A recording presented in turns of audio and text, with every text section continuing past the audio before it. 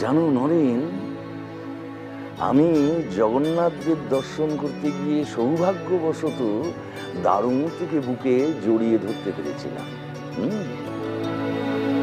আর এই কথাটা ঠাকুরকে বলার পরে ঠাকুর আমাকে জড়িয়ে ধরলেন, জড়িয়ে ধরে বললেন, আমি যেন তেনার পরশ পেলুম গো। এইটা শুনে আমার মনে হলো আমার দারুমূর্তি দর্শন স্পর্শ সব যেন সার্থক সার্থক হলো কি? এতদিনে বুঝি তোর মনের আশা পূর্ণ হতে চললো রে মা? আমার মনের আশা?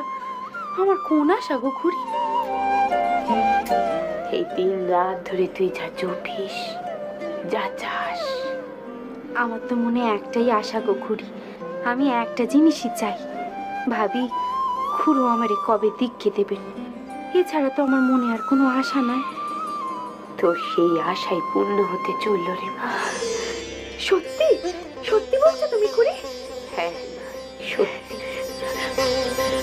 ও খুড়ি, খুড়ি গো বলো না, কবে আমারে দীক্ষে দেবেন? বলো না, আমার যে তর্স হয়েছিল, বলো। আজকে। আজকে? আজকে খুড়ো আমারে দীক্ষে দেবেন? কখন দেবেন? সন্ধেকালে রে মা, ওই সূর্য যখন থাকবে নি, আবার আঁধারও নামবে নি, ঠিক সেই সময়টাতে। যখন পাক পাকালিরা ঘরে ফিরবে, সেই সময়? সেই সময় আমার খুড়ো আমার ঘরের সন্ধানে।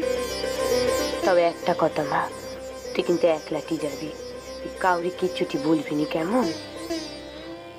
একলাটি গিয়ে আমি কি বলবো? আমারে দীক্ষে দাও। আমার বড় লজ্জা নাকি খুড়ি, আমি নিজে মুখে বলতে পারবো।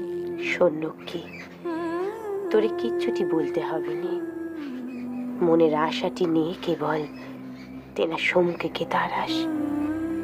দেখবি মা, তোর খুড়ো তোর মনের কথা ঠিক শুনতে পাবেন। আর যদি ওই সময় ঘরে কেউ থাকে? সময়ের কথা তো আমি বলিনি লক্ষ্মী, বলেছেন তোর খুড়ো। তখন যদি ঘরে হাজারটি লোকও থাকে, মনে রাখবি তোর কাজটা ঠিকই হবে, এই বিশ্বাস রাখ।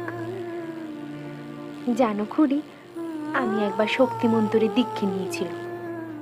কোথায় নিয়েছিলি রে মা? কার কাজ দে? ওই যখন আমার শাওরি আমারে তাড়িয়ে দিয়েছিল, তখন আমার দাদা আমার এনে কামার পুকুরে এই ছিল। ওই কামার পুকুরে এক হিন্দুস্তানি সাধু